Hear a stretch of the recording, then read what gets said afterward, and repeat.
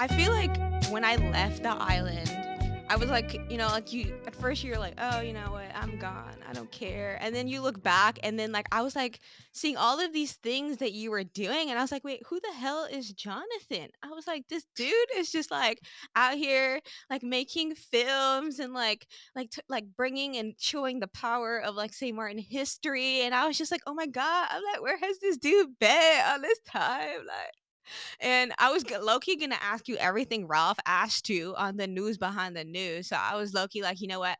I'm not gonna ask him like how he got to St. Martin and all that, because like if you want to know, you could watch Ralph's, YouTube channel and support other creators. So I really like want our conversation to like go deeper because like I feel like you have such an interesting mind, like to be someone that's an economist and a dancer and like a filmmaker, like you're the Renaissance man too, which is like dope. Like I love people like that. And it's like it's so interesting. I feel like growing up on the island, you don't really see we don't use the word like Renaissance man and woman, but I feel like there's a lot of people in our community that actually are. And it's just interesting. I feel like when I talk to people that are very much creatives to really understand like their worldview. And I feel like I've always just been intrigued by the conversations and opinions that you've had on Mèlé. So like I'm super excited to actually get to go deeper because like now I'm like I get to go and ask like maybe the nerdier questions or like really just like go down the rabbit hole. But I'm curious, like,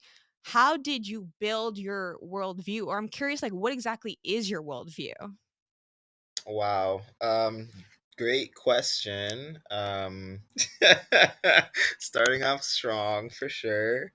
Yeah, I was all over the place, you could say. But not in like a chicken without a head type of way. I feel like the type of person that I am, I really go with the flow, wherever that is. And so I don't really have like a set plan, like I want this and this and this done, or I want this and this experience, or I want that. But things kind of just happen and I just go with it. So for example, when I was growing up on St. Martin, I was a part of CMARC. CMARC is St. Martin Archaeological Center. And so I think that really helped to shape a lot of the way that I saw the environment and policy and what's possible, and also like culture, because with CMARC we would do really interesting things like we would save big trees, like we would go measure the width of the trees and if it was above a certain width, then those trees would be protected by policy, and developers couldn't tear down those trees without either getting clearance or they'd have to pay a fine or something like that. And so, just doing that type of work from a kid, I guess it it started or it planted a seed, you could say. And then on also while all of that was going on, I was playing steel pan. So steel pan was kind of my introduction to art. I played steel pan from the time I was 7 straight through till I left at 17. And so in the pan yard is what the pan yard, what we call it. Basically, you have people from all walks of life, like just people from all over the island, and we all connected through music. And so I learned a lot of lessons there. And then my parents are super Christian, so I grew up in a religious family as well, and so that for sure shaped a lot of my worldview. Definitely, some trauma there too, but we won't talk about the trauma. Uh, um yeah, so it was a very interesting upbringing, and then from there going to Canada for 2 years, I met with so many different people. I went to an international school in Canada, full scholarship. It was like 80 different countries represented, and so you just start learning things like very organically, and from there, going to the US. So yeah, like I don't know, things just happen, but it's not like I planned it that way. Yeah. I see, I see. And I guess like how do you describe like I guess like how the stance at which you look at the world, like I guess do you consider yourself more like left leaning or like are you more center? Because like I'm trying to understand at least like your perspective of the world so I can Mhm. kind of like ask questions like by understanding at least like the lens from which you're viewing uh the globe. So I'm curious, yeah, like how like where are you on that line? And I guess like I guess like what are like I guess your biggest pet peeves about the state of like the world right now? Wow. Um, I mean, I think I'm definitely more to the left. um, but at the same time, I wouldn't say I'm a leftist. Like I wouldn't say I'm a liberal even. I wouldn't, I don't really define myself using political terms per se, because I feel like I had an economics teacher once, Mr. Alberts, and he said, if you go all the way to the left or all the way to the right, both sides are nasty dictatorships, And I was like, that's true. And I feel like a lot of the times, it's not about left or right, it's about reimagining what is possible. I think that we're working in this duality that was handed down to us by a lot of old white men. And I mean, why? you know like why is that? I think that right now we're not courageous enough to invent our own systems. And so we're trying to force ourselves into boxes that have been handed down to us. And I think that is going to be our detriment. And so right now I'm seeing the unraveling of society happen. And it's inevitable, and so it's just a matter of time before, yeah, like you're seeing the glitches. It's crazy. Like with the crashing of financial systems and COVID and like this and that and that. It's just like, whoa, like this is bonkers. So, so That is so interesting. Okay, I feel like that okay, that at least matches up with what I was thinking. I did think that you were more left leaning, but I'm really intrigued the fact that you said that even if you go far to the left, like that is dangerous cuz I feel like people nowadays, at least in America, like they're so comfortable saying that like you're left leaning, and to be left leaning is actually like it's like being on the good side, you know what I yeah. mean? Like being a more moral person, being more ethical if you're Mhm. a liberal. And but to me, it's like interesting that they don't even see the red flags of the left that I Mhm. feel like also warrant, a sense of like restraint, like we also need to be weary of the fact that we equality in like opportunity is important, but equality of outcome is just not feasible in the way that the world works. But I think that's so interesting the way that you describe like how you can see the cracks in the system.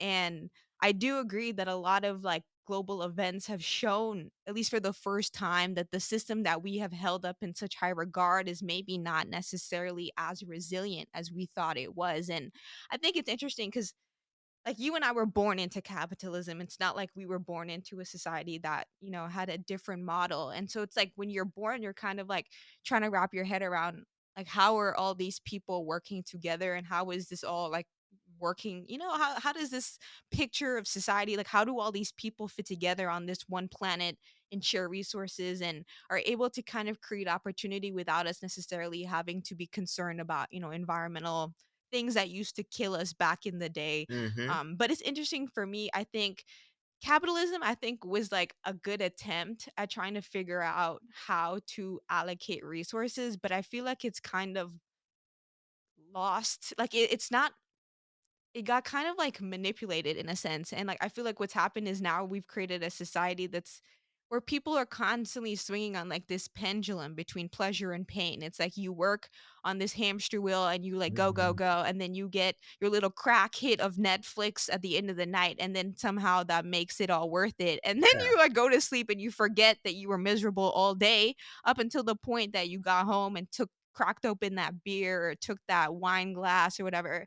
And it's like constantly we go back and forth and it's like you work, work, work, and then you're like, "Oh, I'm gonna buy myself a Birkin bag to make me feel good for all of Yeah. the work that Mhm. I did." But then it's like at the end of the day, like how do you really feel about the work that you've contributed as an individual? Is that the work that you really want to be using your energy towards? And Mhm. for me, like I've always adopted this belief of like we are all creators. And it's interesting that we've grown so lazy. And I feel like it's like our laziness kind of makes us entitled and therefore like more dependent on the system. Yeah. Um when I'm from the perspective of like like we need to be free people first, and like we shouldn't have to depend on a system to protect us. Like we as individuals, like who make like I feel like it's entitled to think that we need to depend on a system, and I feel like it's very lazy of us to even want to depend on a system, because it's like our nature. I feel like we are each individuals, and it's like yes, there is a collective that we could benefit from, but I think like we can't grow like so accustomed to things that we lose touch with our past. It's like I saw this post on Instagram where it's like people could identify all of these brands, but they couldn't identify different leaves. And it was like, what kind of world have we moved into Yeah. where the knowledge that you have in your head is no longer of the natural world, but of this facade world that we've built? And we're moving further into that, right? All of these creations of Exactly. simulations and Exactly. And yeah. exactly. And it's like, as an engineer, I know the metaverse and the virtual Hmm. reality is going to be incredible. Like, I Hmm. know, like, the engineers are all hyped for it. It's like, Yeah. this is like their toy, you know what I mean? And so it's like, of course, they're going to put their best effort into making it the most amazing thing possible. Hmm. But I also am like, how does that not rob us of this physical world that we were blessed to Exactly. have in the first Exactly. place? And it's Hmm. like that it's interesting because technology is built out of observation of the natural world, Hmm. but it's like at the same time it's like we're forgetting the thing that made us in the first place. Right. I know And that was a lot. no, it was a lot, but I'm tracking and I agree. I think what I'm hearing is, we can have a discussion about like what is the social contract? Like what are people giving up and in return for what? In terms of, in terms of rights, in terms of um comfort, in terms of so much. Like it's just like there's so many things that is wrong with the system. I'm just like, why are we perpetuating it? Like why do we keep doing it? We all know it's wrong. We can all see it. We Yeah, all it's like, complain but about we're it. still agreeing. We're still agreeing to go along with it. So what's that about, And so it's really interesting. It blows my mind. It blows my I mind. It think really does. people are inherently fearful of change, which is not a bad thing. I think it's evolutionary. It's like you don't want to jump into the unknown. You don't want to do something that might possibly have blowback, right? And so you just stay in the uncomfortable area until you are 100% certain that whatever you do next is going to be better than what you have right now. But there's the issue with that because then systems take so long to change because we're so afraid to change them, thinking that it might be worse than what we thought. And then you have the media, and then you have movies, and then you have like all these things like further fueling fear and and keeping things the way that they are. And it's just like simple things. Like I mean, I'm talking like I say this as a joke, but I'm really sick and tired of school starting at 7:30 a.m. Like, there's so much science to back the fact that that is not good, and people I know. like it's just like, why are we I'm doing that? dying. It's so early. Like, no one wants to be there. No one like, come on. Like, the kids don't like it, the parents don't like it, the teachers don't like it. No one likes it. So why have we not changed it? And it's just like, oh, but that's the way it's always been. That's what I'm just like, damn, like for real, like we're not gonna. And so just little Like, you're not gonna things. question it. You're just gonna take it as it is. Like, you're not gonna be like, okay, maybe that's what the old humans thought, but what did they know? You know what I Exactly. mean? Exactly. And so it's like it's interesting because it really shows you that like something so small that can be changed so easily. And yes, it can be changed easily. It can be changed really easily. And I think a lot of the things that people used to say like, oh, this is going to take time, the change is going to take time, you can't just like up and change everything. COVID just blew that argument out of the park because people Right? change like this. People Oh my change god. so like Jonathan. all the systems were just changed overnight completely. Why? For capitalism, because we were losing money. And so it really Bro. just it's and that's my issue with capitalism. It's not about people. It's not about our well-being. It's not about us doing well. It's not about us enjoying life, feeling fulfilled, any of that. It's about profit, and that's it. Point blank period. It's just about profit. And so any system that takes the humanity out of humans is not, why are we expecting it to benefit us? Like, that's not why it was designed. you know? But it's like, are we all masochists? Like, why are we continuing this?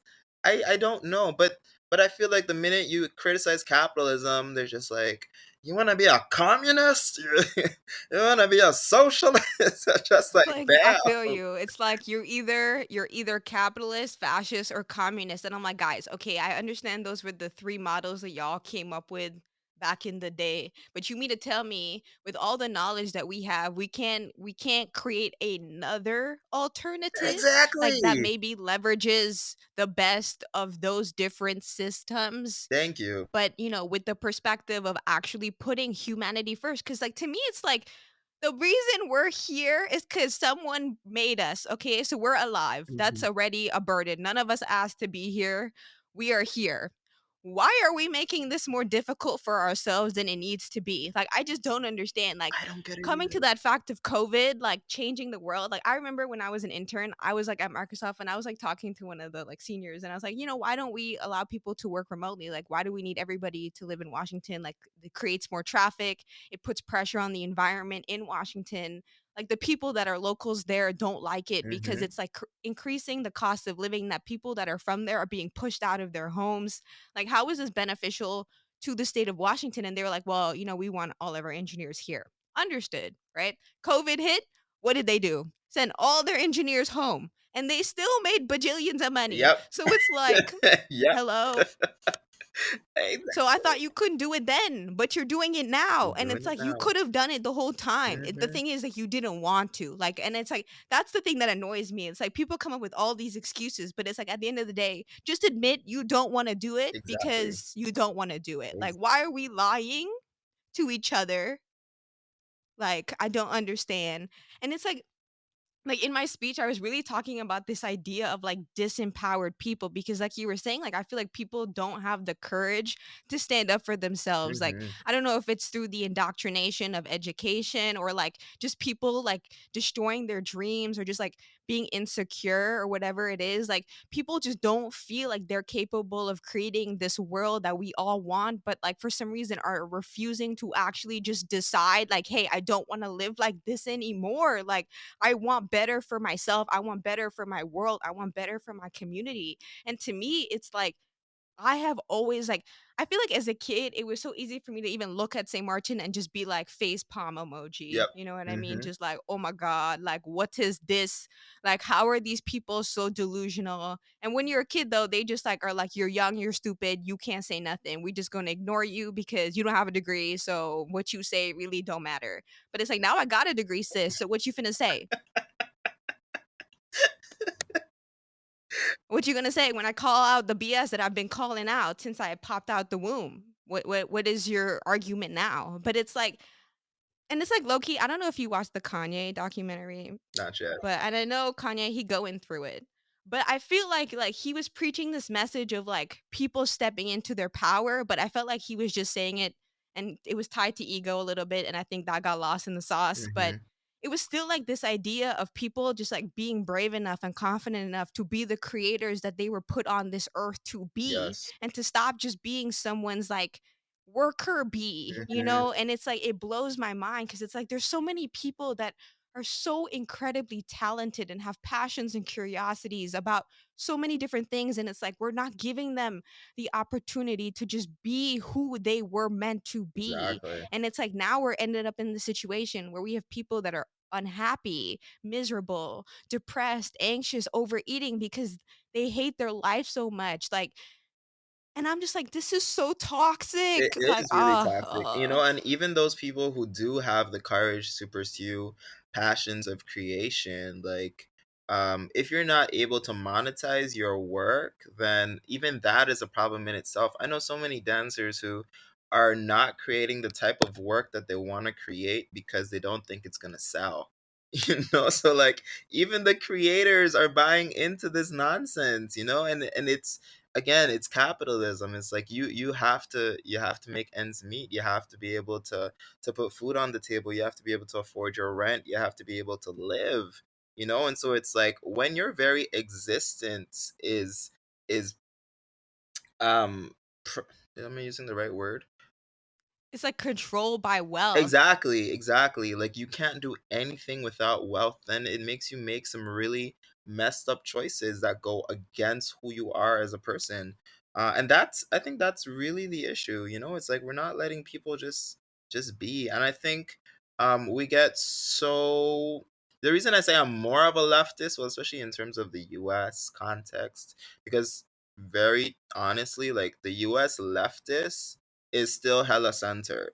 like like Bernie Sanders is not really super left. Like when you're I advocating feel you, but I'm for like thinking about like them Antifa oh, crazy okay, that's a people. little You know what I different. I'm talking mean? about Like like political left, like people who are politicians and say they are leftists. like You know, AOC. I feel you. I exactly, feel exactly. you. It's still really center. Like they're advocating for like things like free education, like healthcare, something, you know, it's like that's not The super bare minimum. radical. Like Like that's exactly it is very, very minimum. Like super like okay, you know? they're like, "Oh my god, you don't want to have to go to the hospital and be broke as a result?" Oh my god, that's asking way too much. Bitch, you entitled. Like what? Exactly. It and that I think is my issue. It's like I don't know, I feel like there's this it has to do with the human condition, or like what do you think is the root of humanity, if you feel people are intrinsically good or intrinsically bad. Um I think that that really has to do with it, because it's like if you feel like people are deceitful, if you feel like people are inherently lazy, if you feel like they're trying to, do this, da da, because people are just dishonest. And I think that goes back into religion. This whole thing of man being born into sin, and man be having a sinful nature. So it's like if that is your where you're operating from, then your system is trying to whip man into shape, or trying to make sure that man doesn't fall back to who they are. I say man, I mean humans. Um, I know what they you don't mean. Don't fall worry. I back. feel you. Just making sure they don't fall back into I feel like you. Some people might be like, "Jonathan, that's exclusive. You're not including everybody." Don't worry, bro. We on the same page. okay, just making sure. Just making sure. It's just yeah. Yeah, I think if your whole system is trying to make sure that man is not who man was born to be, then we're going to have a problem, because that means that you are operating under the pretense that I'm a bad person, you know? Um which is problematic. If you operate under the pretense that I'm a good person, and I am going to make decisions that benefit myself and society, then I think your laws are going to look a lot different. And so I think maybe that's the basis of it. Um, yeah, I think that's so interesting because it's interesting when you think about like what is the essence of human nature, and I do think like people lie, you know what I mean? But it's interesting, like would people lie if they knew what lying was? And I feel like that's a hard question to ask because it's like these ideas have been just a part of like what we learn about humans that once you learn it as a child, I feel like it already kind of puts you in a box of just like who you can be because you're limited by like on some level how far you can think, yeah, like how much you can envision. And if you grow up in this like religious context of like there's good versus bad and humans have these sin characteristics, then from the onset you were already put into this state of duality that there's a good version and there's a bad version. And then there's like it gives your ego kind of a place from which to compare constantly. You know yes, what I mean? Like, am I mm-hmm. good? Am I bad? But it's interesting because it's like, okay, when we look at animals in the wild, like if a lion kills a gazelle, we're not like bad lion. But if a human kills another human, obviously we would say bad human because we're thinking about, I guess, like the well being of a community. Yeah. And it's like on some level, I understand the ethical nature of having good behaviors versus bad behaviors if we're trying to create a society where everybody has equal opportunity to thrive. We don't want to allow people to go out and like harm children, or like take advantage of old people or like steal, all of these things. Mm-hmm. But again, like I agree, like we're so brought up in this just nature that it has to be this way that people are no longer able to just think like, okay, this is the way that we've been doing it. But what else could we do? Like, Exactly. how could we make it better? I do agree. Like, we live in a world that is very like risk averse or Mm-hmm. like fear averse, even though I guess in history we could be the richest humans of all time. We're still so afraid. And it's like, it blows my mind when it's like we have all of this technology that can create so much opportunity, and yet we still are like struggling to really push humanity forward. Mm-hmm. Like, it blows my mind that like we still are arguing over basic things like people having different preferences, or like the fact that people of different races should be treated fairly, Yeah. and it's like, ah. Yeah. Yeah. But it's like when we look at even the state of the world and like where do we go next, like America low key has she she not as cute as she used to be, you know what I mean? Was Like she ever like cute though? COVID Was she revealed the ever mask, cute? I don't you know. know? I feel you. I feel you. I feel you. I feel honestly, I think America is like the best marketing nation in the world because I feel like from movies to TVs to everything, they have really created this facade Mm-hmm. that has really brainwashed the rest of the world. Mm-hmm. Because I swear, I really used to think America was like everything and anything. And then I got there and I was like, who Yeah. this? I feel like I got catfished. What is going on? What the hell? But then I'm like, if America is not the model of like where we should go, I'm like, who the model? And then I look at the world and I'm like, oh. Yes, And then exactly. I think, okay, maybe like Bhutan, or like where Tibet is, but China's slowly trying to destroy that. Mm, So it's like again, ouch. And then I look at St. Martin and I see like where we could have yes. been and where we are now, and I'm just like, damn, like, oh, it's a struggle. It is a struggle, But I am hopeful. but it's like I don't know, going to like so I lived in the US for 7 years, in Canada for 2, and I definitely think that my my experiences there helped me to, you know, give St. Martin a little bit of a break. If that makes sense, because I feel like the Exactly. big countries, we seem to think they have it all together, but they really don't. They really don't. After moving to Canada and the US and having experiences in Europe and all of these things, it's like you really think these bigger countries have it all together when you're from the outside looking in, and then you get there and you're just like, whoa, like this is not it. like like this is not it at all, at all, at all, and you see the inequality and you see the issues with any type of Homelessness. federal Oh my system. Oh my god, gosh. the I was waiting, the so lines. shocked. It's real, and you're just like, you know what, St. Martin, like I'm like, maybe we you're cool. not doing so bad, like okay, I get it. I get it. Um We got things. We got things. we do. It helps you because you always, I think growing up there's a real sentiment that St. Martin is backwards. It's like only on St. Martin, only on St. Martin. That would never happen nowhere else, only on St. Martin. Then you leave and you're just like, whoa, this actually happens a lot of places. you Yeah, you're know like, this is not just St. Martin. Like, we only got like two homeless people and we know who they is. In America, it's exactly. just anybody and everybody. Like, I swear to God. I'm just like, what the hell? Like, you sleeping on the street. It's cold outside. Like, what are you Literally. doing? Literally, exactly. That's the perfect example. But then I also feel like in the US, whenever I would do something, I felt like it's so big, it was really just like a drop in the bucket, or drop in the ocean.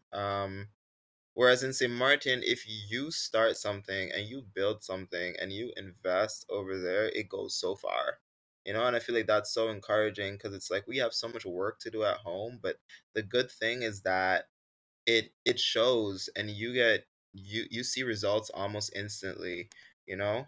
And it's nice. It's nice. So having or coming from a smaller society, I think the the possibilities of making it into a better place are so much more attainable. um and so but then it's like, so then what are we waiting for? Like, why are we waiting for the permission of these bigger countries who don't have themselves together? Like, why are we waiting for them to give us the green light, or why are we waiting for them to do it so that we can copy them? I feel like it should almost be the other way around. Like, we're smaller, we're more flexible, we can get things done faster, so why don't we do it? And then they're like, oh, it works on this smaller scale, let's copy it for this bigger scale, rather than like trying to take it from the bigger scale and make it to the small scale. So You are reading I my think that's mind, like I swear, like because emerging can be a leader in so many different areas. There's so many opportunities here. And I'm thinking about just in terms of um energy, like the production of energy using natural resources. So Martin has the perfect location, the perfect climate for that. Solar energy, perfect. wind energy, wave energy. Like, we could do so much in that regard, and then we can export our energy to other Caribbean islands. In terms of technology and having a hub, creation, just yeah, there's a lot of potential, but you need the vision. And I feel like right now we're just too busy in this copy and paste model, and it's to our detriment. I know.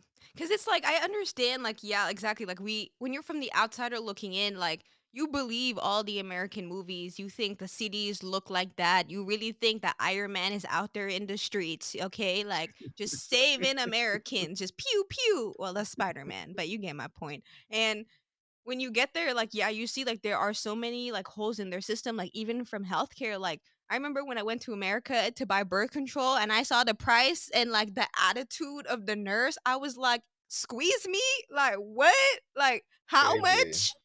How much? Yeah. I was like, I was literally like, for the exact same birth control that I bought in St. Martin for like $12, just go to the pharmacy, be like, hey, I need this, give it to you, no prescription, no questions. You go to America, she was like, excuse me, like, why did you wait to the last minute? And it cost $80 for the same one box. I was like, Yeah, it's crazy. what is It's the absolutely difference? crazy. Yeah, and I was it's like, just what is the weird. difference? I'm confused. It's I'm weird. confused. It is really weird, and it like, you're so right, like, I don't understand why we think, like, we need to learn from bigger countries first. I'm like, we're literally the perfect incubator, like, we only have so Exactly. many people, so we change a rule, Exactly. it's not like we have to implement a system that, like, changes the lives of millions. It's just the, what, 30,000 people on our one little half? If it even isn't in a half, it ain't even half. So it's It's like, crazy. again, what, and it's like, again, like they're always like, oh, we don't have, we can't write the law. I'm like, you can't Google how to write a law. Like, are you kidding me? Like, it is 2022. I don't understand why we can't put our But even brains that in together. itself, that is like another example of a system that's not working for us that we need to address. Like, if you are governing and you are unable to write legislation, write policy, pass You things, shouldn't be then there. that's an issue. We should, maybe change that up a little bit. If it's Maybe in a you language, underqualified.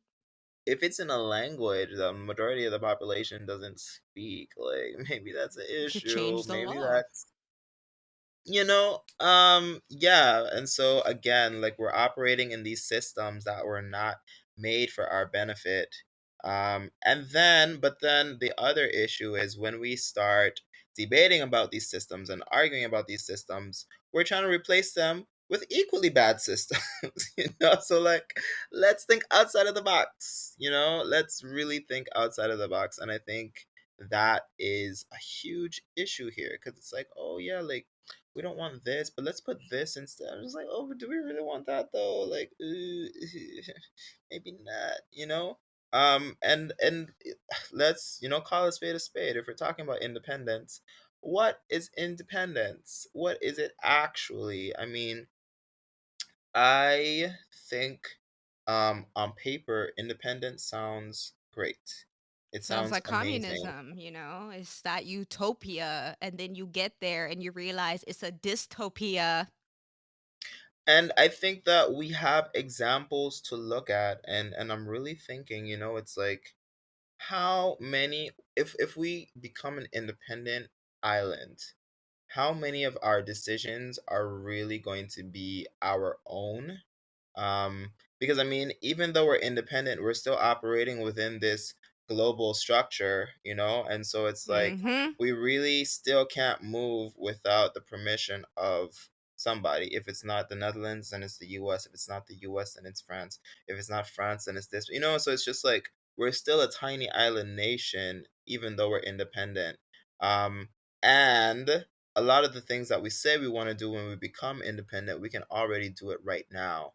And so the other thing is, if we become independent, like, I think the case for reparations is very important. St. Martin, especially, St. Martin got penalized because they started to treat their enslaved population as free before 1863. So from 1848, that's when the French side got their independence, well, not independence, oh my God, their emancipation. Um, and then, on the Dutch side, they were like, okay, everybody's running away. They're going to kill us, please. Da, da, da, da, da. So they came to this agreement to have de facto emancipation in 1848, right? So St. Martin, the Dutch side, was technically the first free part of the kingdom, whereas everywhere else had to wait until 1863, 15 years later. And so, because of that, when they were compensating the colonizers, the slave owners, for their loss of property, they actually gave them less money than anywhere else in the kingdom, which is really interesting. But they didn't give the enslaved people anything. And so, my whole thing is, I do believe in the case for reparations. I don't care how long ago slavery was, because we're still seeing the legacy of colonialism and slavery. So if we're still seeing the legacy and the money is still in the same place, then we need to talk about reparations, because that means that we're still seeing the same type of inequality, right? Um, but how does us leaving the Netherlands help that cause? Because it's like, I don't know. I just feel like the Netherlands needs to take care of their past before we can even talk about moving forward. Like, you still owe me. Why am I gonna leave you? Like, I'm gonna send you away and you still owe me. No, give me what I'm owed, you know? Let me get back on my feet now that I'm, in a better position. Okay, now maybe we can separate ways. But it's like, if that hasn't happened yet, like, nah, you're not getting rid of me. Like, you're gonna pay. Because if we become independent, it's gonna be even harder to get what we're owed, you know? Exactly. No, I'm so happy you said that because I feel like so many people they preach independence, but they forget like why bite the hand that feeds you? I'm trying to understand. I'm like we look at the Caribbean and we see all of our independent sisters and brothers, and last time I checked, it was really hard for them people to get visas to go anywhere in the world. Okay.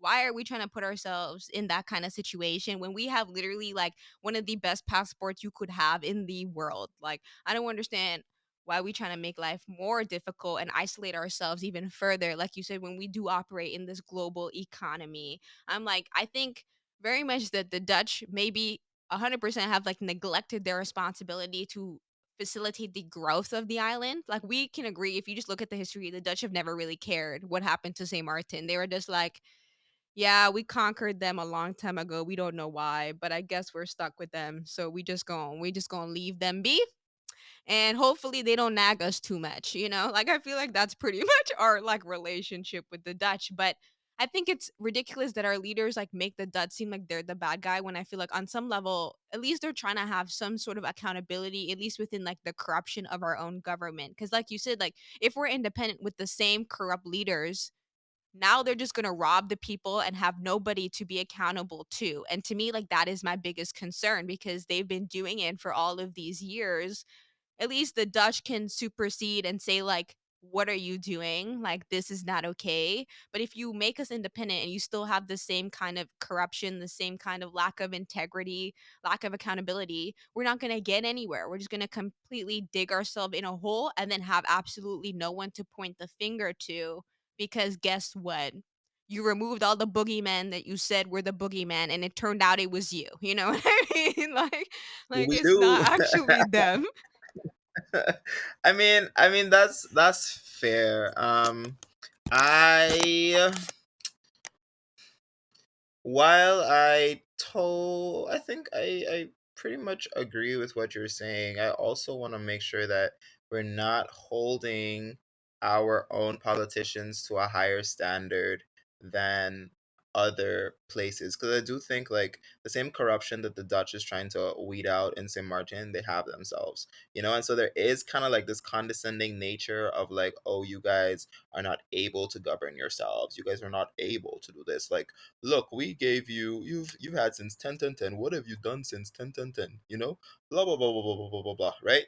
And at the same time, it's just like, okay, yeah, but like, what was your contribution in this entire situation? Like, how did you help to facilitate? So part of the decolonization process. Okay, so the UN, right? When the UN was created after World War II, they were just like, oh my God, colonization is bad. We have to get it out of everywhere. Everybody has to be Says the colonized. There should be, colonizers, right? Like says the OG right? colonizers.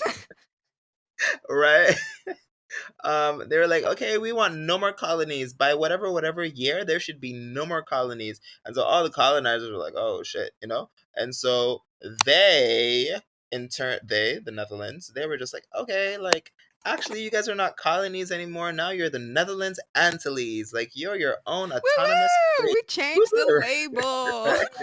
Literally just changed the name. They did nothing. But part of the decolonization process is supposed to be that you are supposed to help your former colonies to institute um, the institutions, right, and processes and all of that for sustainability and better governance, right? Like that's part of your job.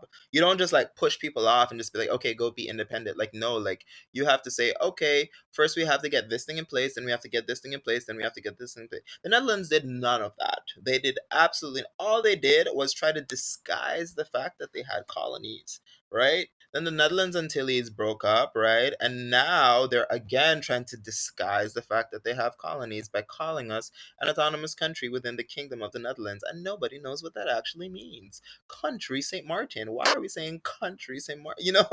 And so it's like, at the same time that the Netherlands is like, oh look, you can't govern yourselves, you can't govern yourselves. It's just like, bruh, like you didn't uphold your end of the bargain. Like this is just a smokescreen right now. Like what are And that y'all we doing? both have our role to play in this Exactly. chaos. We do. We 100% do. And the fact of the matter is, they do not care.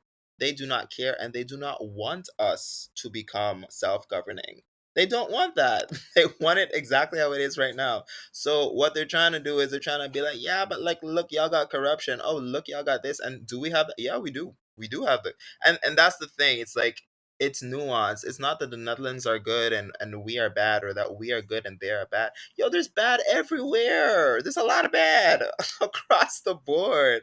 And And that's why like the it's people are just everywhere. It's like, touching stuck between a rock everything. and a hard place. Like, Exactly. what's happening? What's going on? And I mean, you look at Suriname, right? Like Suriname had an autonomous, the same status that we have. An autonomous country within the Kingdom of the Netherlands. That's what they were. And then they became independent, and then they had a fucking war. They had a war in the 80s. Like that's when war was like not even cool anymore. In the 80s, they had a war. It's just like, bruh, is that what we're gearing up towards? Like, is that what's happening? So Netherlands has a trash track record, not just in St. Martin. I'm talking about Indonesia. I'm talking about Suriname, like, bruh, if we just look at the They places got that blood they've on their been, hands for sure. blood, destruction, just horrible, And they're horrible, like, "Oh, horrible. us? This friendly little Dutch nation where we smoke weed all the time." Like, "What? No, we don't hurt people. We don't. But then they're like, "Oh, you're colored, Zwarte Piet. Let's just make a fun of them and pretend that is part of tradition because blackface is cute." Like, I'm just like, "Okay, next." Like, And that's exactly what they do though. They pretend so hard. They pretend so it's hard, and like they with have drop. themselves They tell you it convinced. tastes good, and then you eat it, and you're like, "This is shit. What the hell?" It tastes so bad. I'm just like, ew, why? So Ew. bad.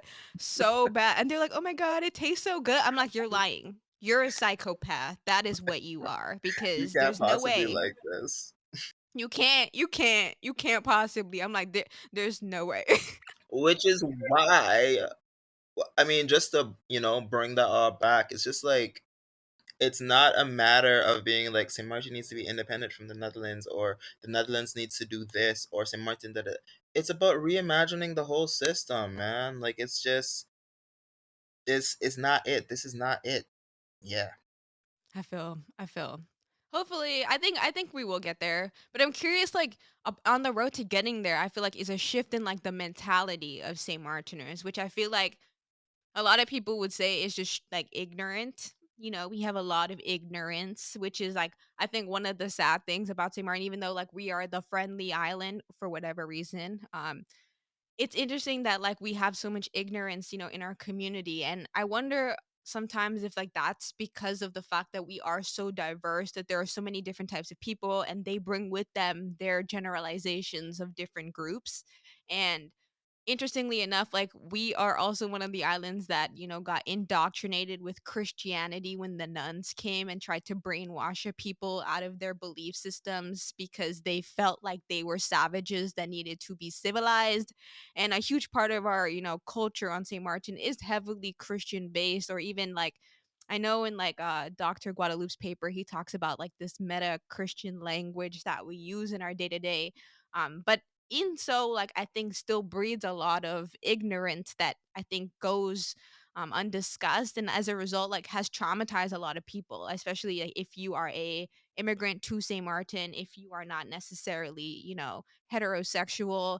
There's a lot of like ignorance around like how these groups are treated, and I'm curious like what your perspective is on like tackling that mentality, because I think like on the road that we want to build for the future of St. Martin, we need to tackle this issue because I think it's unfair that in 2022 that we still have groups that feel like they are other when St. Martin is built on otherness. Like we have all Mhm. been others. Definitely. I think the first step in tackling it is understanding that the word ignorance is very misleading, because ignorance Mm, gives you the sense that it's just like, oh, they don't know any better, or like they haven't been, exposed to this or exposed to that. But ignorance is not the default state of being. Ignorance doesn't happen by somebody just like, they just grew up thinking like that. Ignorance is taught. It's taught very intentionally, and I feel like that is the issue. We are being taught things that are trash. We are being fed things from a lot of different places that are absolute nonsense. Like, I mean, if you think of the xenophobia in St. Martin, that didn't just happen. That was taught. That was put there. That was, put into place. If you think about racism, if you think about colorism, if you think about homophobia, if you think any of those systems were all taught, right? And so the way to dispel that is to teach something else. We need to teach something else as aggressively as those systems were taught to us, right? Because people really think that we grew up thinking that naturally, not knowing like, nah, you don't think like that naturally. You were taught to think like that. Like, and we can go through history and be like, this is exactly where we started being taught to think like this. Yeah, like for real, for real. For real, for real. Like, I mean, I think of some place like the Dominican Republic and Haiti, and that like very interesting dynamic that they have going on as a one island being shared by two countries, you know. And you if you talk to someone Dominican, they might really think that you know, they just naturally dislike Haitians, you know, or like they just naturally have this whatever whatever, not knowing that like nation building is very intentional. And if you look back at the role of the US and the role of Trujillo and all of that stuff, right? It was all so intentionally done, and now we're seeing the effects of it. People are thinking that that's their natural way of thinking, it's their natural state of being.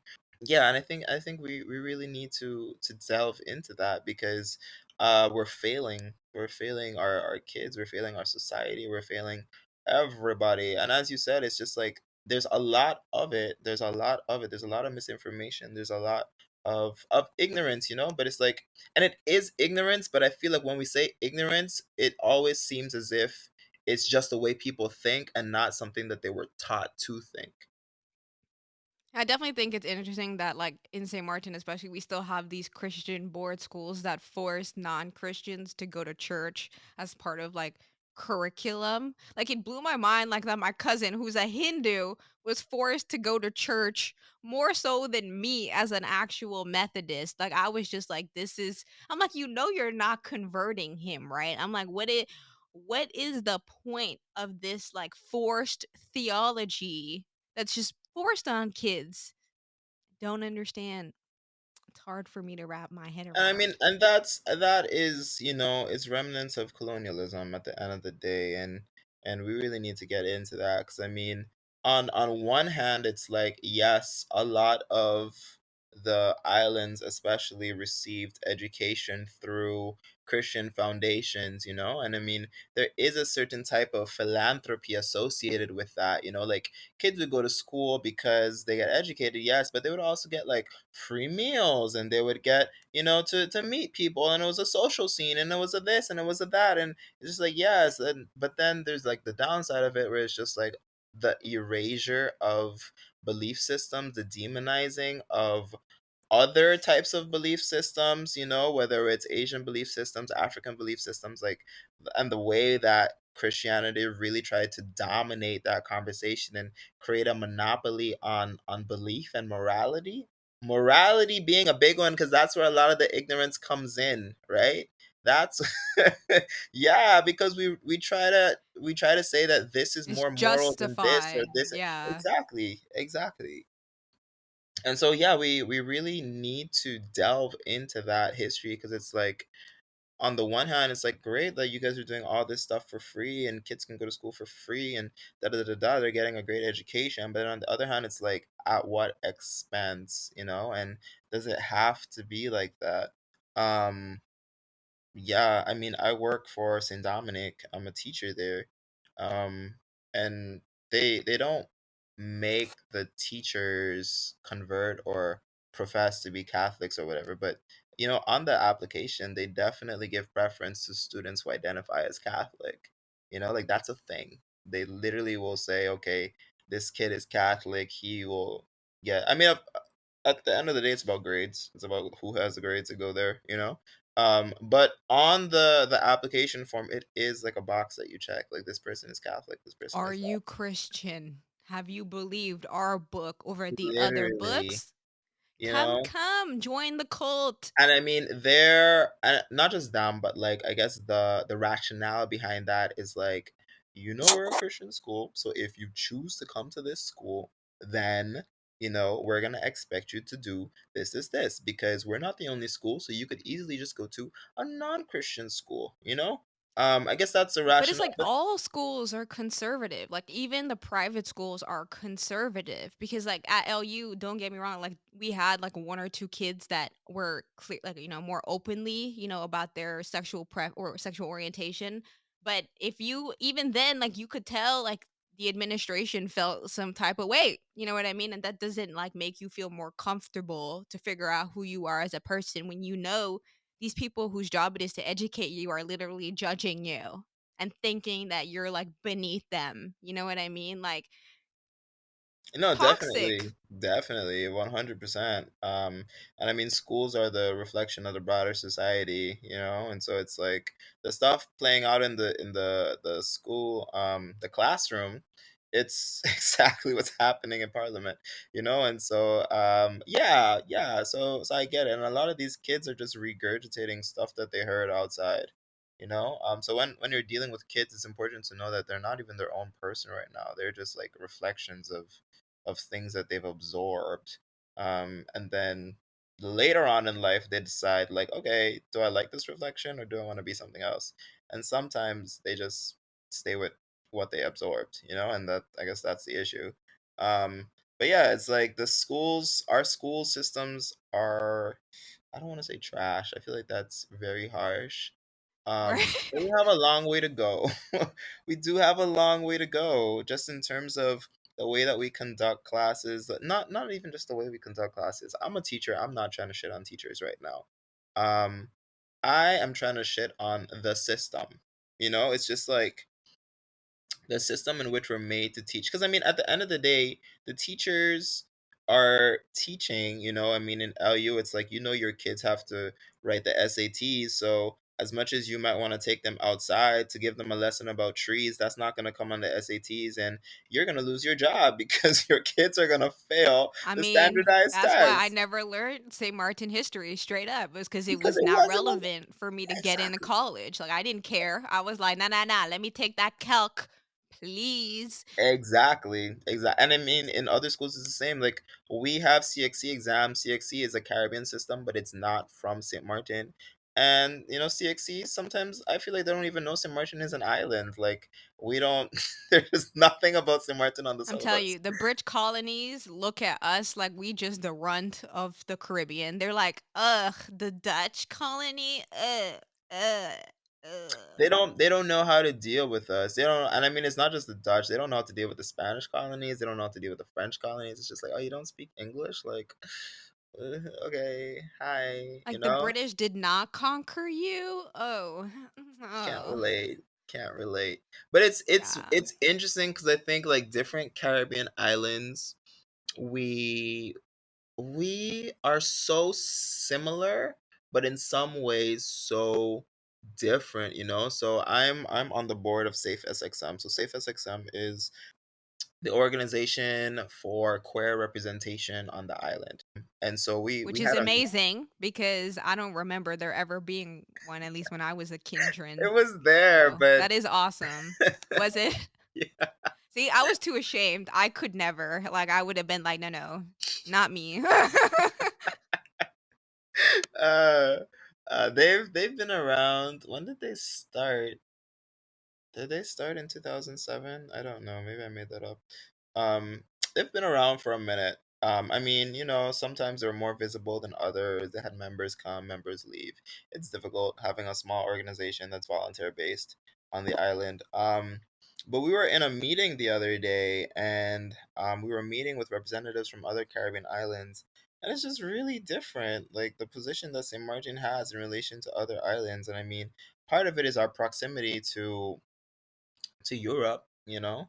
Like, France passed gay marriage, and that immediately passed on the French side, you know, like that. Saba, you can get married in Saba, so people will get married in Saba and then come, and it has to be legally recognized in St. Martin because we're a part of the kingdom. Why is it that it can only be in Saba but not It's not here? legal on the Dutch side. These people, It's I literally cannot. not. Yeah, Parliament, you have one job, bro. Like, can you it's pass a law? literally Like, not dang. legal on the Dutch side. Yeah. That don't make sense, but okay. It doesn't make sense at all. But I feel like there's this complacency because it's like, if you really want to get married, you hop over to the French side, and then they have to recognize your marriage license on the Dutch side. So even though you can't marry there, they have to recognize it. Or you go to Saba for a little weekend, you get married, and then you show. So it's like, because there's that complacency, it's just like people aren't making a big deal out of it, you know. Whereas on other islands, it's like, it's unheard of, you know? It's like, and Yeah, so they're like, you're a sinner. We gonna kill you. it's different. Like, It's real, real different. I mean, the British put anti-buggery, that's what they used to call it, laws into their colonies, and so a lot of these islands still have those laws on file. So technically, it's illegal. Yeah, Trinidad, I think, was a couple years ago that they finally took it out. Jamaica, I want to say they're still struggling to take that out. It's still a fight. But yeah, but again, the British put it in, so it's not something that we naturally thought. It was something that was introduced to us. And now Europe wants to pretend like they have, like, like, oh my god, like, what, you guys don't like the gays? Like, how do you not like the gays? What's wrong with you? Right? And they're the They're ones like who put it pride in there in the first marches. place. Like, they put it in Wave your there. rainbow flag, sis. I Like, know. It's like so funny to me that they're like they rebranded. It was like the best rebrand I have ever seen in like history. Is like these people just came out here like, "Oh, we never kill people. We out here, we friendly. All the people we say were trash and we wanted to burn at the stake. No, no. We love all of God's children. Oh, but wait, you brown? No, no, no. You can't come in my country. Back away, back away, back away. You a refugee. No, no, no. Mm-mm. We can't have none of that. Oh, crazy. but you white and you a lesbian? Come true, come true, come true. I can't. It's Oh my wild. god. It's wild if you think about it. Like, quite wild. The rebrand, as you said, is crazy. Um, yeah. Yeah, so I mean, all that to say, St. Martin, it occupies a very um unique position in the Caribbean, as do other places like Guadeloupe, Martinique. You know, this one. Let me not say that. Never mind. Don't say it, bro. Say it. Say it. I have. I was like, ooh, let me not. My mom likes to listen to my interviews. I'm not gonna say that. But yes. Maybe off air. Yeah. Okay. No problem. But I'm curious, like, I guess, like, what would be, like, your vision for St. Martin? Like, I guess, like, where do you see St. Martin's potential? Because, like, I think a lot about this, like, the New Jerusalem that I feel like we were tasked to build and, like, have manifest in this world. Because, like, when I think about, like, realistically, like, where do I wanna be in this world? Like, I used to really think I wanted to be in America, like, hard and true. I thought that's where I needed to be to build, my financial foundation. And, in a lot of ways, that is exactly what I'm doing because of, like, the fact that we are tied to this capitalist system. To be free, you need to pay for it, which is Yeah. really unfortunate, but Imma get my financial freedom. But it's like at the end of the day, I still think about where is the place that would make me happiest, and it blows my mind to know that that's St. Martin, like, really and truly. Because as a kid, I used to just be like, the ghetto, let me not."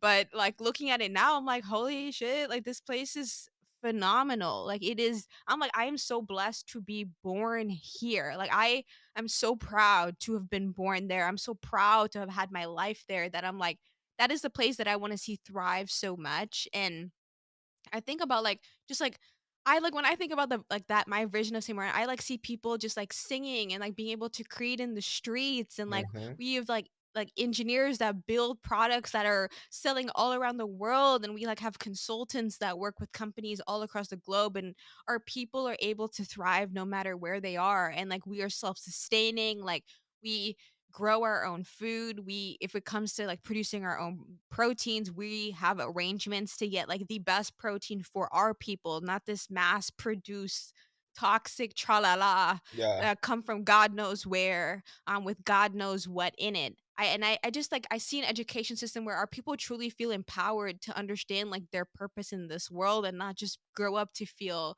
lost and confused and ashamed of who they are.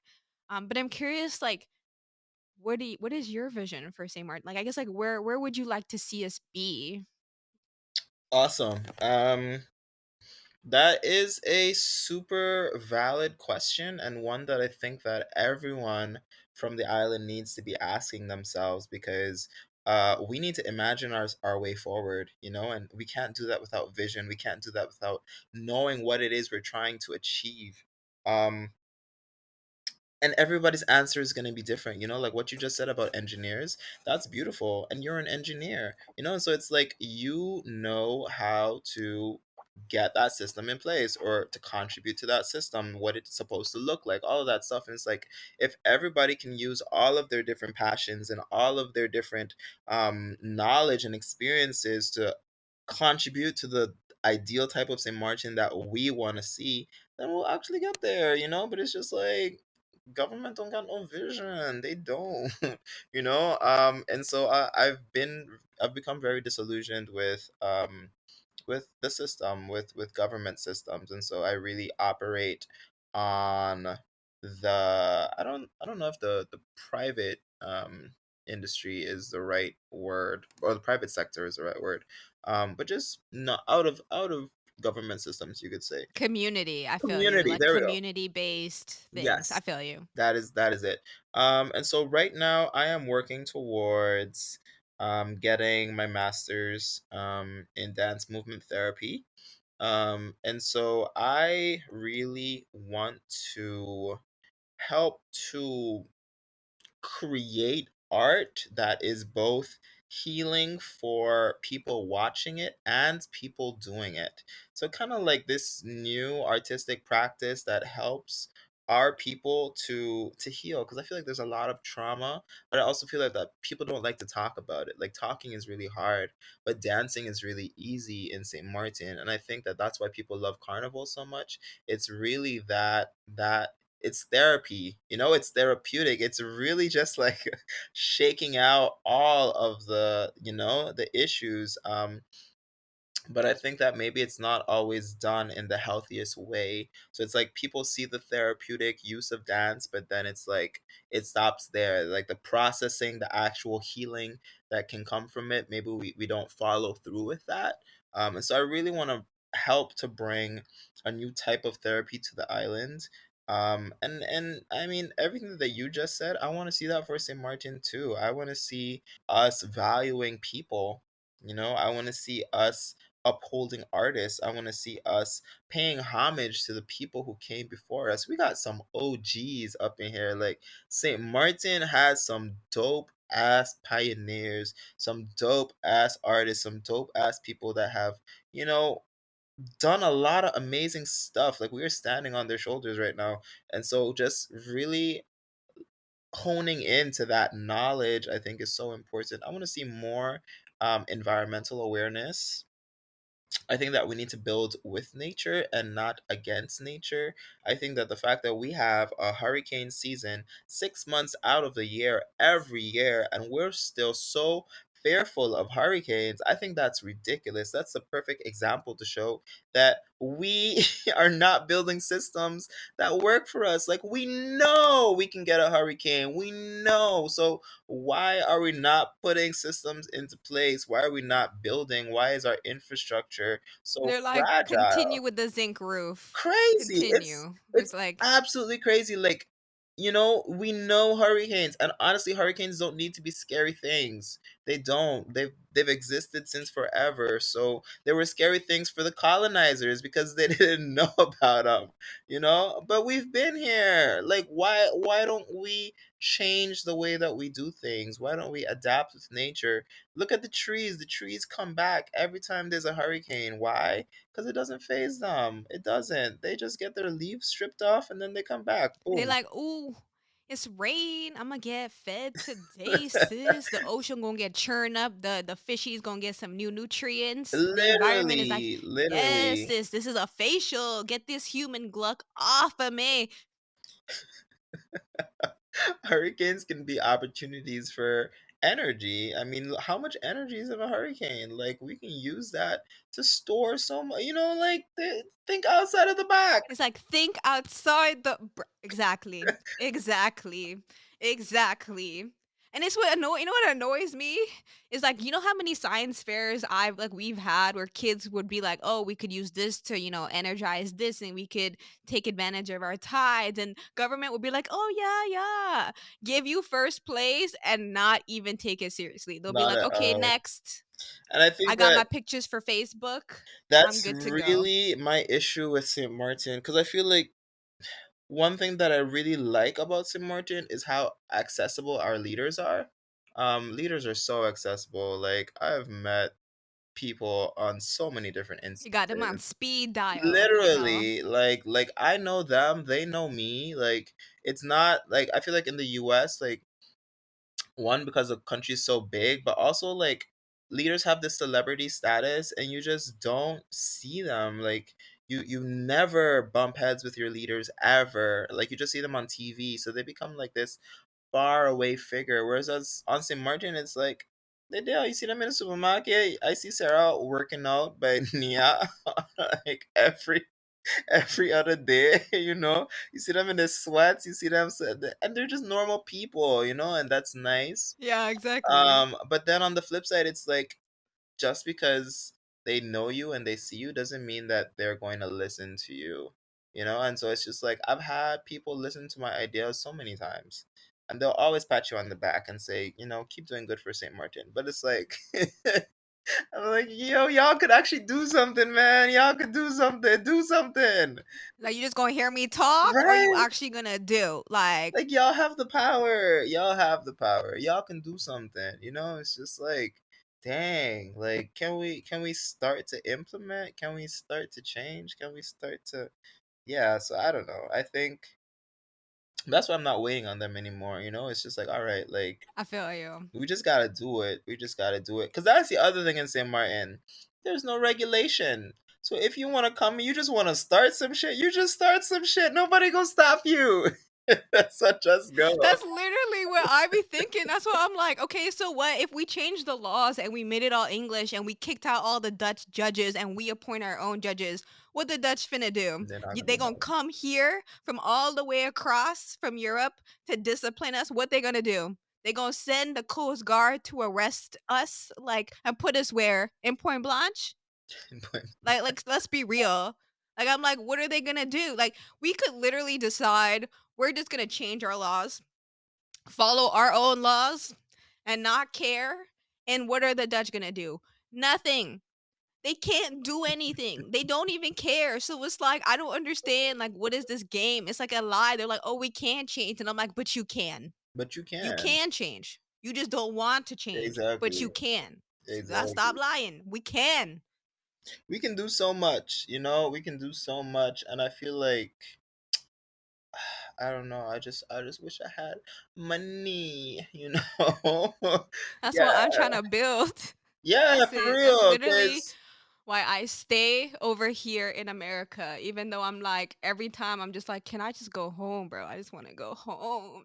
I don't want to be here anymore. I just want to go home. But I'm like, Harsha, you need the money. Okay. You need the money. honestly, Let's be cause real. here you gotta finance your own stuff. Like you really gotta finance your own stuff. You gotta make sure that you got your P's and Q's in order. Cause yeah, people take. But when it comes to giving back, like and that's why it's hard being an artist. People will consume the hell out of your art. They will love your art. They will not They give ain't you want to money pay. though. They will They're like, not. you want how much? No. Like, that's a lot. They're like, Hmm. who does he think he is? Charging Exactly. people for all of his hard work. Like What? that's the real It's like you just dancing, bro. We could all dance. literally, literally. And people, it's just like when you're creating, no one's trying to help you create. But then once it's done, then it's like, oh my god, you did such an amazing job. Oh my god. It's like, damn, yo. Damn, can y'all give me money for the Like you next give a one? damn. Right? Oh I my feel. god. I feel. I feel. But that's why and I think the thing is like it's so crazy because we could make it so easy, Jonathan, to make our people some of the richest people in the Caribbean. Like we Yes. literally could write the laws that make it so easy for us to invest, to create accounts on the blockchain, like the thing that makes me so mad is like our leaders claim they're so smart, but you mean to tell me none of y'all could have seen to put maybe like 10% of the government budget in an index fund in America, Yeah. since we, so buddy buddy with America and everything. You couldn't have put 10% of the government budget in an index fund. I bet you if Claude Watty had done that, we would be talking about a very different St. Martin. Yeah. Yeah, but I mean, again, that takes vision. That takes expertise. That takes a lot, and it's something that we don't But it's have. like they smart. They got degrees. They all doctresses and tra la la. Like y'all supposed to be smarter than me. What's going on?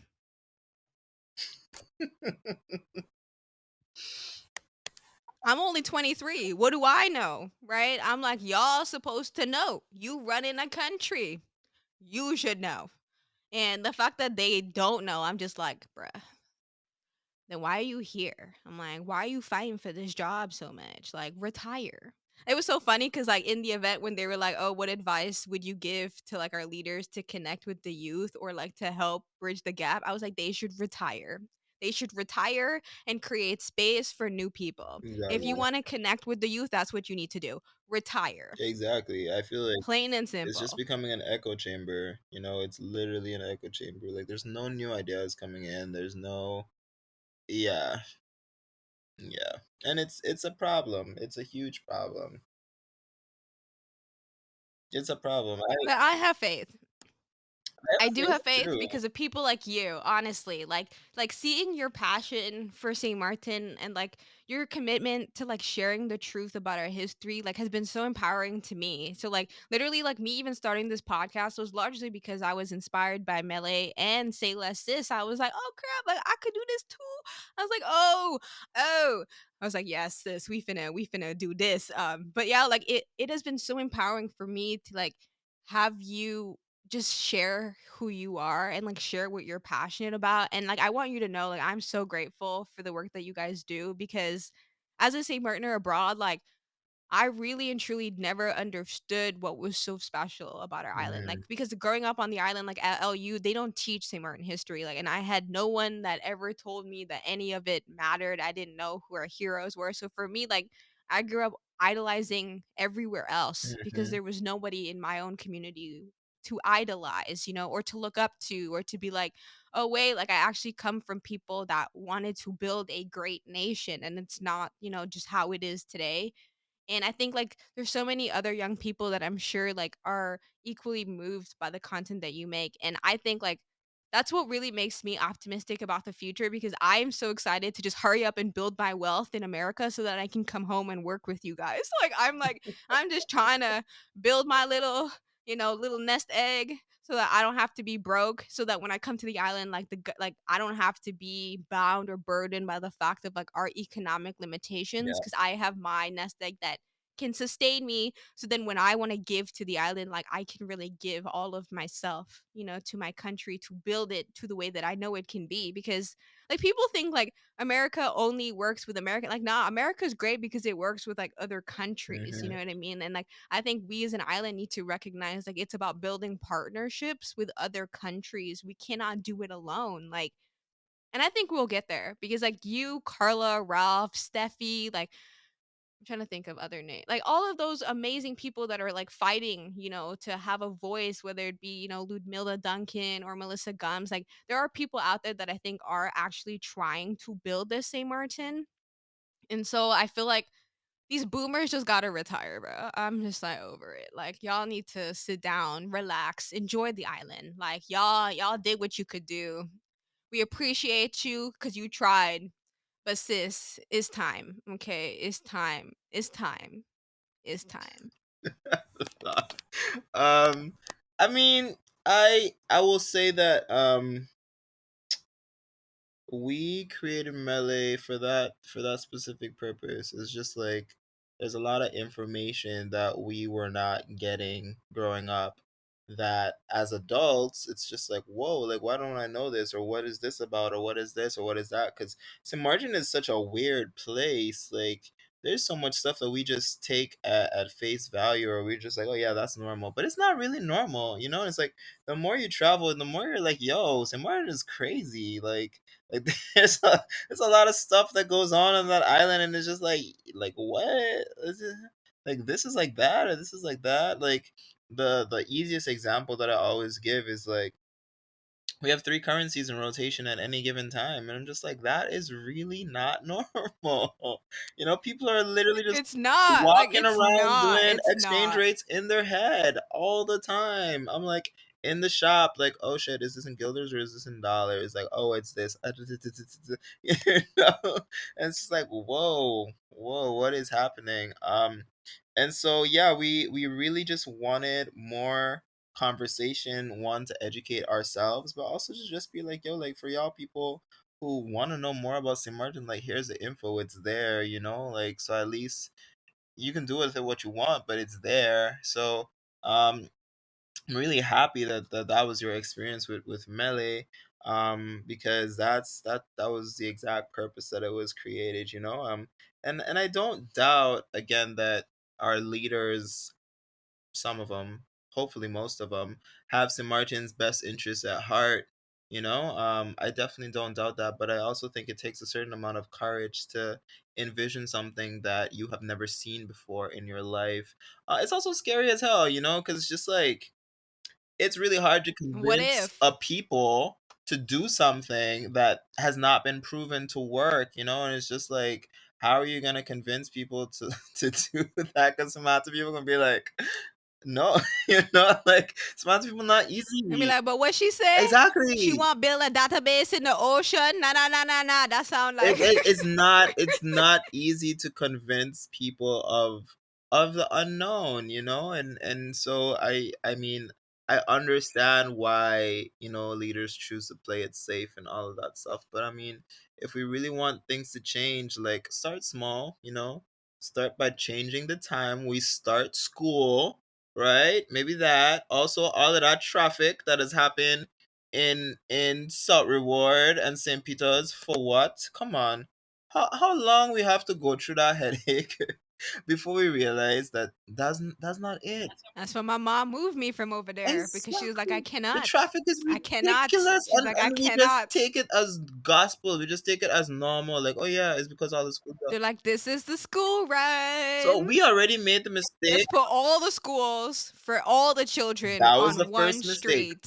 So since we already made that mistake, let's try and do something to counteract that mistake. Like, I don't know, staggered time. I know it's gonna be difficult. You're like, yeah, but my child in Max school and he start 8, and now so Dominic start 10. So how I gotta go work for 8:30. So how is I going to? That's where the government has to decide, like, say this is like the framework, and then schools can then implement off of that framework. But it's like, what is our minister of education doing? I really couldn't tell you.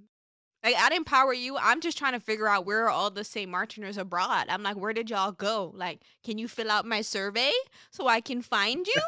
Because like our department don't know where you at. And like if we're gonna rebuild Great St. Martin, like we need to know where our people are at. Because like Jonathan, we have like St. Martiners that are out here doing great Yeah, we things, do. and it's like We we really just do. don't know. Like we have absolutely no clue. Yeah. And like to me, I'm like, I wanna know Yeah. where you at.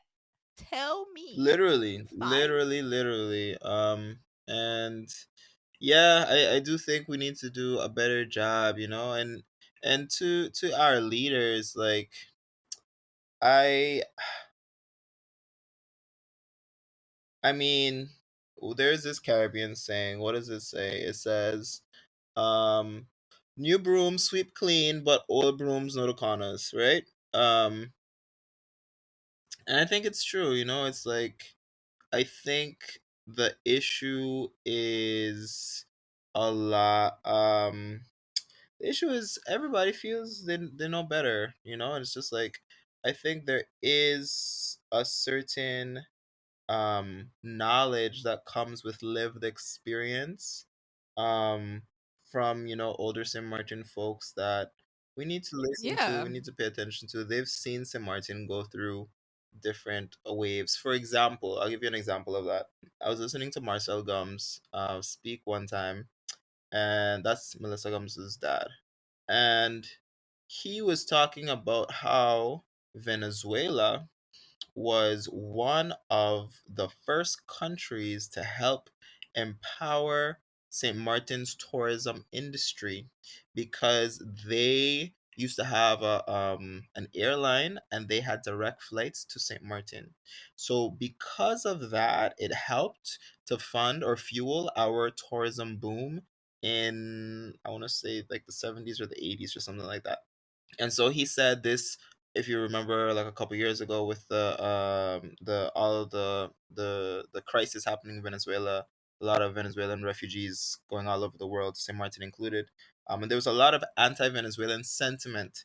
And so he said, it's because people's memories are so short and they don't remember how Venezuela helped us in the past. And now it's our chance to return the favor, but instead of returning the favor, we are putting them to shame. We're not helping them in their dark time. And so it's like, I think the leaders or older leaders have, certain memory and certain context for St. Martin that's really needed. But then the issue comes Yeah. when they don't allow younger voices who are up to date with the technology, up to date with what's possible, up to date with what's going on in the world. They don't allow that energy to come through, and they don't allow those ideas to make it to the floor. So there needs to be like a synergy. We need something that is, again, and the youth need to be involved too, and by youth I mean high school students, because they have ideas too, and we really need just this, like, It's like there shouldn't be age intermingling of discrimination. Yeah, exactly. exactly. Yeah, Exactly. yeah, intermingling of generations to create policy that works for people on all levels. Because I think that's it's not Exactly. it. It's not it. It's like in the US you have people who don't understand how the internet works creating regulations for the internet, and it's just like, girl. But I agree. I do think it needs to be like it needs to be interdisciplinary, Yes, intergeneration, because yes. it's like it takes the collective to really understand how do you build something for society. You can't just build it for one group of people. And like it's important for new blood, but new blood cannot forget that there are old ways of doing things, and that maybe sometimes there are older ways that are better than newer ways, but you don't know that if Yeah. you don't talk to people that are different from you, that are older than you, or even that are younger than you. And I agree. Like we need to have that holistic perspective. And I do think like because St. Martin I feel like is so small and we are so intimate as like a community, Mm, that we will get there.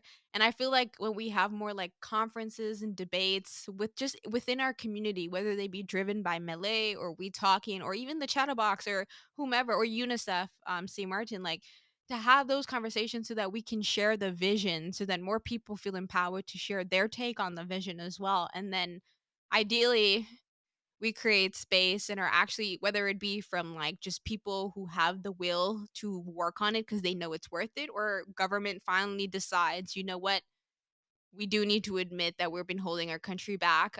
And then I think we'll get there. Like I really truly believe, because it's like either we get there or climate change wipes us out. So it's like we got one either shot. or. It's either or.